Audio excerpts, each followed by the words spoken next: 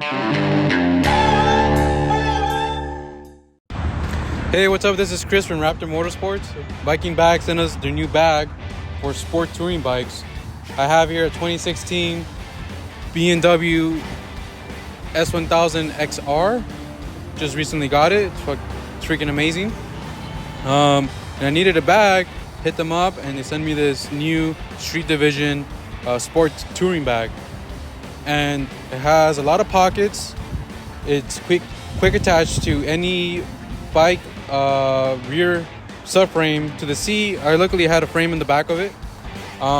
It can extend like crazy. It's insulated too, so you can throw your food, all your things that you need to take. It has side pockets to take your wallet, your phone, whatever you need, your tools for on the road. It works very well. I've taken it up to 80 miles, 100 miles an hour, and this thing does not move. It's very easy to strap on. You can add it on with zip ties if you need to. But other than that, it's been very aerodynamic for me and very easy to use. We can even fit a helmet in here.